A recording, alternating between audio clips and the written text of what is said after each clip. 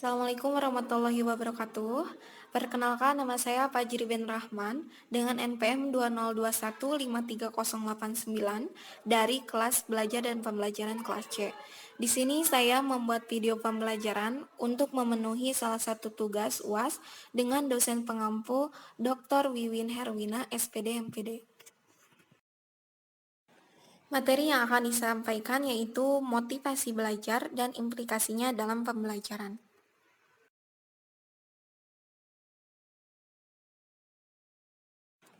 Submateri yang akan dibahas yaitu yang pertama, belajar dan pembelajaran, kedua, motivasi belajar, ketiga, motivasi belajar dan implikasinya dalam pembelajaran, keempat, hubungan motivasi dengan kebutuhan manusia, yang kelima, proses motivasi dalam belajar, yang keenam, teori-teori motivasi. Submateri yang pertama yaitu belajar dan pembelajaran. Definisi belajar. Banyak ahli yang mengutarakan pendapatnya tentang definisi belajar, terutama dalam buku yang berjudul The Guidance of Learning Activities. Para ahli yang mengemukakan pendapat tentang apa itu belajar, diantaranya adalah Hamalik pada tahun 2001, Siameto pada tahun 2013, Piaget dalam Dimyati pada tahun 2010, dan Singer pada tahun 1986. Berdasarkan pendapat tokoh-tokoh tersebut, dapat ditarik kesimpulan bahwa belajar merupakan proses perubahan perilaku pembelajaran ke arah yang lebih baik yang didapatkan dari pengalaman dalam bentuk peningkatan kualitas dan kuantitas tingkah laku. Definisi pembelajaran. Sama seperti definisi belajar, definisi pembelajaran pun banyak tokoh terkemuka yang mengutarakan pendapatnya, diantaranya ada Gagner pada tahun 2010, Miarso dalam Siregar pada tahun 2010, Gintings pada tahun 2008, dan Dimyati Muziono dalam Nurhani pada tahun 2015. Berdasarkan pendapat tokoh-tokoh tersebut, dapat ditarik kesimpulan bahwa pembelajaran dapat diartikan sebagai suatu proses di mana lingkungan seseorang yang dilakukan secara sengaja untuk memotivasi siswa agar dapat belajar sendiri. Yang kedua yaitu motivasi belajar.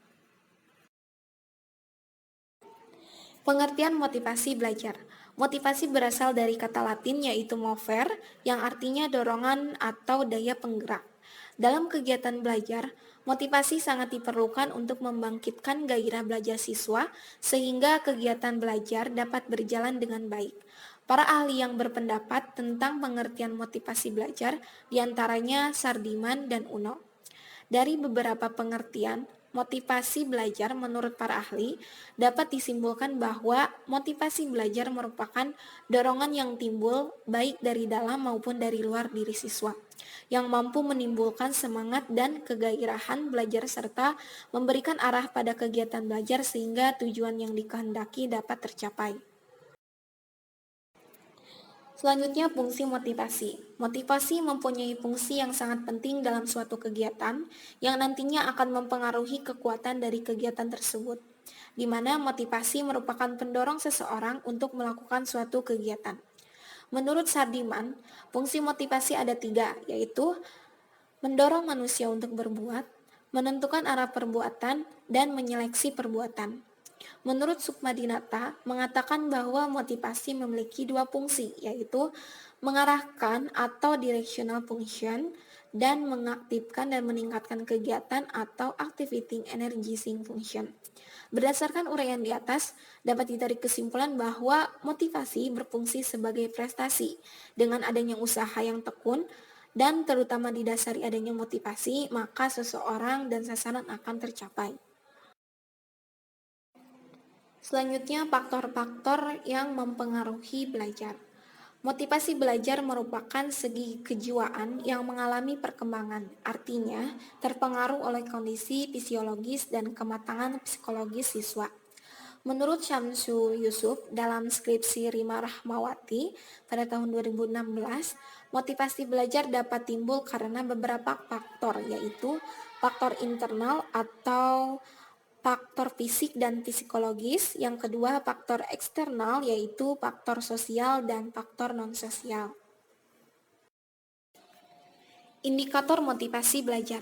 Dalam kegiatan belajar, siswa memerlukan motivasi, di mana motivasi yang ada pada diri siswa itu memiliki ciri-ciri yang berbeda.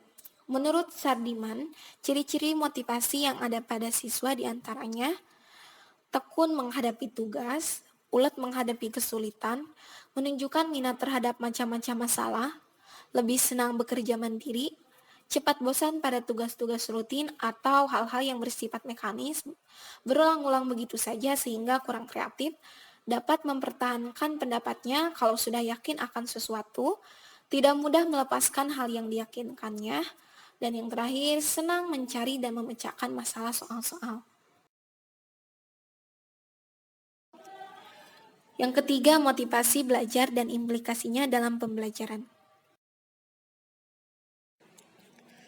Menurut Dimyati dan Mujiono pada tahun 2015, unsur yang mempengaruhi motivasi belajar yaitu yang pertama, cita-cita dan aspirasi siswa, yang kedua, kemampuan siswa, yang ketiga, kondisi siswa, dan yang keempat, kondisi lingkungan siswa, yang kelima, unsur-unsur dinamis dalam belajar dan pembelajaran, dan yang terakhir, upaya guru mempelajarkan siswa. Berdasarkan pemaparan pendapat para ahli di atas, dapat ditarik kesimpulan bahwa banyak faktor yang dapat mempengaruhi motivasi belajar siswa. Bahwa faktor-faktor tersebut dapat berasal dari dalam diri siswa itu sendiri seperti kondisi jasmani dan rohani siswa, kemampuan siswa dan lain sebagainya. Sedangkan faktor ekstrinsik yang dapat mempengaruhi motivasi belajar siswa diantaranya kondisi lingkungan sekolah, keluarga, guru, dan fasilitas. Yang keempat, hubungan motivasi dengan kebutuhan manusia.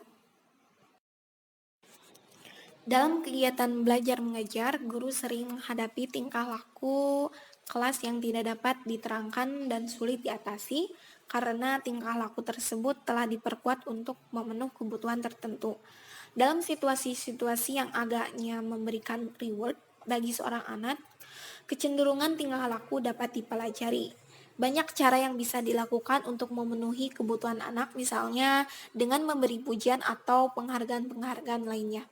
Misalnya, anak yang selalu berbicara di kelas sering mengganggu ketenangan kelas barangkali berusaha memenuhi kebutuhan untuk mendapatkan perhatian. Bila tingkah lakunya menarik perhatian, maka kemarahan dan teguran dari guru sangat berpengaruh. Selanjutnya, proses motivasi dalam belajar. Dalam psikologi belajar, proses berarti cara-cara atau langkah-langkah yang dengannya beberapa perubahan ditimbulkan, hingga tercapainya hasil-hasil tertentu. Jadi, proses belajar dapat diartikan sebagai tahapan perubahan perilaku kognitif, afektif, dan psikometrik yang terjadi dalam diri siswa. Menurut Jerome S. Bratter, dalam proses belajar siswa menempuh 3 tahap, yaitu tahap informasi atau tahap penerimaan materi. Yang kedua, tahap transformasi atau tahap pengubahan materi. Yang ketiga, tahap evaluasi atau tahap penilaian materi.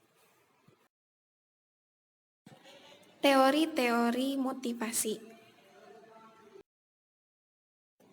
Pertama, teori insentif, yaitu teori yang mengatakan bahwa seseorang akan bergerak atau mengambil tindakan karena ada insentif yang akan dia dapatkan. Yang kedua, takut kehilangan versus kepuasan. Teori ini mengatakan bahwa ada dasarnya ada 2 faktor yang memotivasi manusia, yaitu takut kehilangan demi kepuasan atau terpenuhinya kebutuhan. Takut kehilangan adalah ketakutan akan kehilangan yang sudah ia miliki. Yang ketiga, kejelasan tujuan. Teori ini mengatakan bahwa kita akan bergerak jika kita memiliki tujuan yang jelas dan pasti. Dari teori ini muncul bahwa seseorang akan memiliki motivasi yang tinggi jika dia memiliki tujuan yang jelas, sehingga muncullah apa yang disebut dengan goal setting atau penetapan tujuan.